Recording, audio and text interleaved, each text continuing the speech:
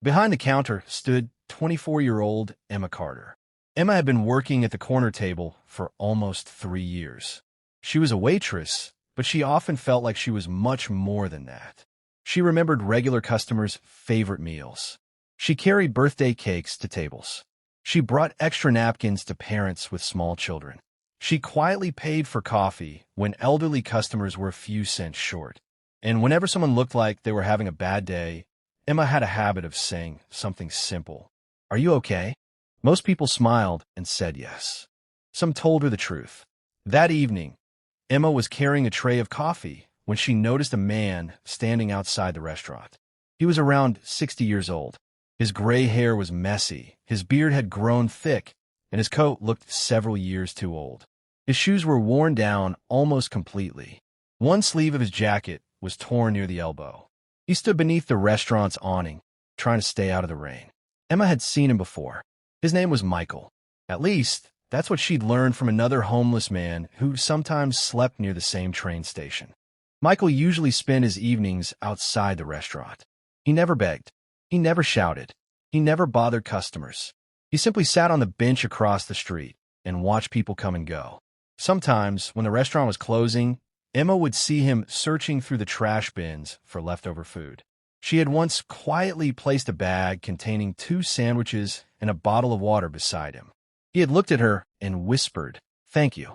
She had smiled. That was all. But tonight was different. The restaurant was packed. A group of young professionals sat near the front window, celebrating the promotion of one of their friends.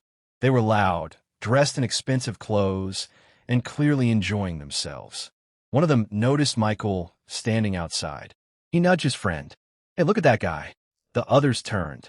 One laughed. "Does he live here?" Another said, "Maybe he's waiting for someone to invite him to dinner." The table burst into laughter. Emma looked over. Her smile disappeared. She continued working, but she could hear them. "Maybe we should buy him a meal." "Why? You probably can't even pronounce half the things on the menu." Another man grabbed a bread roll from the table and pretended to throw it outside. Everyone laughed again. Emma's heart tightened. She walked toward their table. "Please don't do that," she said quietly. The man looked up. "Relax. We're joking." Emma didn't smile. "He's still a person." The table became silent for a moment. Then one woman rolled her eyes. "You're taking this too seriously." Emma walked away. She wanted to say more. But she had learned over the years that some people didn't understand kindness until life forced them to need it themselves. A few minutes later, Michael entered the restaurant. He stood just inside the door. The warmth hit his face. He looked around. For a moment, he seemed nervous. Emma approached him. Michael looked at her. Saw the "Why are you apologizing?" "I shouldn't have come inside." Emma glanced toward the dining room. "Would you like something to eat?" Michael lowered his eyes. "I don't have money." "You don't need to." He looked surprised. "Are you sure?" Emma nodded. "Sit wherever you'd like." Michael slowly walked toward a small table in the corner. The same group of young professionals noticed him. Their laughter started again. One whispered loudly enough for everyone nearby to hear, "Look who's having dinner." Another said, "Maybe this place has a new homeless special." The group laughed. Michael heard them. He didn't react. He simply sat down. His hands were trembling slightly. Emma brought him a menu. He stared at it. "You don't have to choose anything expensive," she said. Michael gave a faint smile. "I haven't eaten since yesterday morning." Emma froze. "Yesterday?" He nodded. "What would you like?" Michael looked at the menu for several seconds. "Soup. Anything else?" "Maybe bread." Emma smiled. "I'll bring you soup, bread, and something warm to drink." "Thank you." She walked away. But instead of ordering the cheapest soup, Emma went into the kitchen and asked the chef to prepare a full meal. Soup, roasted chicken, mashed potatoes, vegetables, and warm apple pie. The chef looked at her.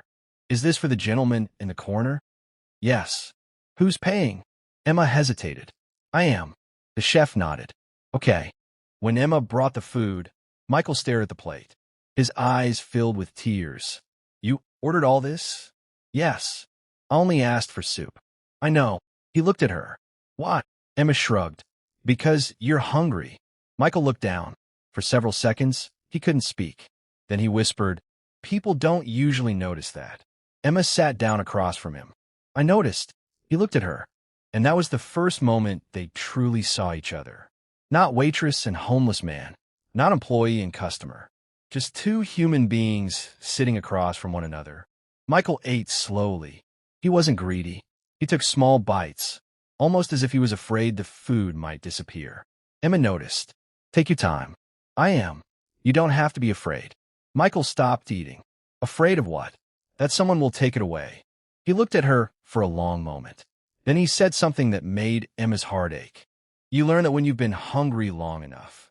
Emma didn't know what to say, so she stayed. The restaurant grew quieter as customers finished their meals. But the group near the window continued laughing. One of the men stood up and walked toward Michael's table. Hey, buddy. Michael looked up. The man smiled mockingly. Enjoying your free meal? Michael said nothing. The man looked at Emma. You feeding everyone now? Emma stood. Please return to your table. The man laughed. What's wrong? We can't talk to him. You can talk respectfully. The man shook his head. You waitresses are unbelievable. He returned to his table. Emma looked at Michael. I am sorry. Michael shook his head. It's not your fault. Still. He smiled faintly. You can't control how people see you. Emma looked at him.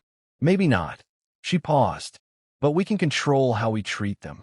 Michael stared at her. Something changed in his expression, almost like he had heard those words before. When the restaurant finally closed, Emma found Michael still sitting in the corner. He had finished his meal. She brought him a cup of coffee. Where are you going tonight? Michael looked toward the window. Under the bridge. Emma hesitated. It's freezing. I've slept in worse. Do you have anywhere else? No. She wanted to help, but she didn't know how. She couldn't simply invite a stranger into her apartment. So she did the only thing she could think of. She handed him a small paper bag. Inside were 2 sandwiches, a bottle of water, and a blanket from the restaurant's emergency supply. Take these. Michael looked at the bag. You already gave me dinner. I know. You don't have to keep doing this. I know. He looked at her. Why do you? Emma smiled. Because somebody did it for me once. Michael waited. Emma took a breath. When I was 16, my mother lost her job. We had almost nothing. One night, a woman at a diner noticed that my mother couldn't pay for our food. She paid the bill without telling us. Michael listened carefully. Years later, Emma continued. I realized she probably didn't know how much that meant to us. Maybe she did. Emma smiled. Maybe. Michael stood. What's your name? Emma. I'm Michael. I know. He looked surprised. You know my name? I asked around. For the first time that night, Michael laughed. It was a quiet laugh, but it was real. Good night, Emma. Good night, Michael. He walked out into the cold. Emma watched him disappear down the street. She didn't know it then, but that was the beginning of something neither of them could have imagined. The next morning, Emma arrived at work and found a small envelope beneath the restaurant's front door. Her name was written on it. Emma opened it. Inside was a handwritten note. Thank you for treating me like a human being. Nothing else. No explanation. No signature. She smiled. She placed the note in her locker. But over the next few weeks, Michael became a regular presence at the corner table. He didn't come every day. Sometimes he disappeared for several nights. Whenever he came in, Emma would bring him coffee. Sometimes she gave him food. Sometimes they simply talked. Emma learned that Michael had been married. His wife, Sarah, had died several years earlier. They had a daughter named Lily.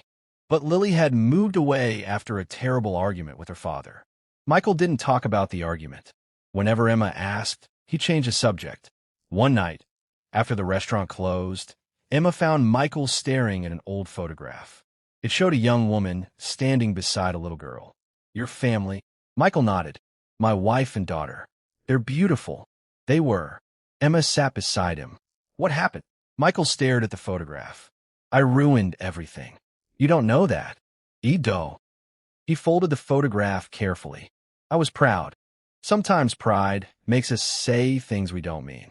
I said things I can never take back. Emma didn't push him. She simply sat beside him. After a while, Michael said, My daughter wanted me to sell the company. Company? He looked at her. For the first time, Emma noticed something different in his eyes. You never asked what I did before. I didn't think it was important. It is. Michael took a breath. I own a construction company. Emma blinked. What? 20 years ago,